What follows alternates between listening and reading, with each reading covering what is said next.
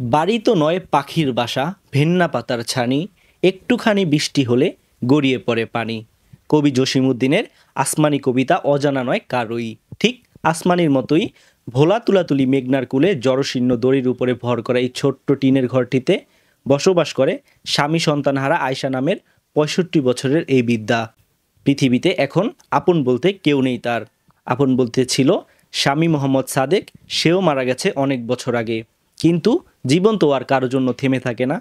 দুবেলা অন্ন জোগাতে জীর্ণ শীর্ণ এই দেহ ও ঝাপসা চোখ নিয়ে মেঘনার কোলে কুড়িয়ে বেড়ান খড়কুটো, যা বিক্রি করে কোনো রকম দুবেলা খেয়ে বেঁচে আছেন তিনি।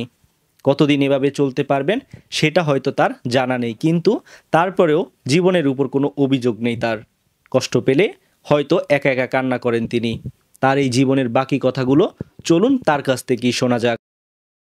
আপনার নাম? বিবি আয়শা। আপনি এখানে একা থাকেন কেন? বাবু, আমার দুনিয়ার কেউই নাই।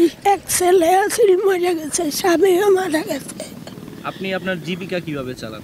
এই যে ওরা মোটা টুগাই মানুষের বাগের তন ভাতা ফুতা করে নিয়ে বিক্রি করে এরপরে খাই। আপনি নদীর পাড়ে এইভাবে টোগান, এরকম ব্লকের ভিতরে আপনার কষ্ট হয় না? এই যে হাতটার সব ভেঙে গেছে ফরিয়া।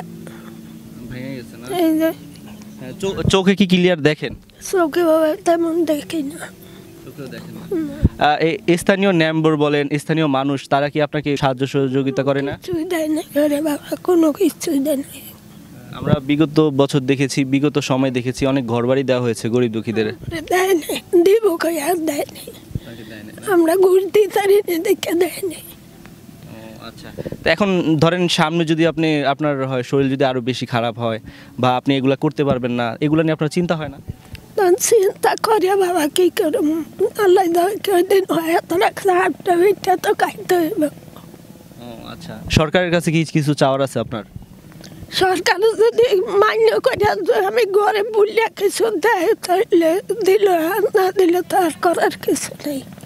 প্রিয় দর্শক, কাহিনীটা খুব করুণ, তাই না?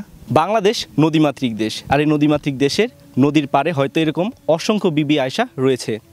তাদের চাওয়াটা অনেক বেশি নয়, তাদের চাওয়া একটু ভালো থাকা, একটু ভালো খাওয়া, ঝড় বৃষ্টির দিনে না ভিজে রাত কাটানো।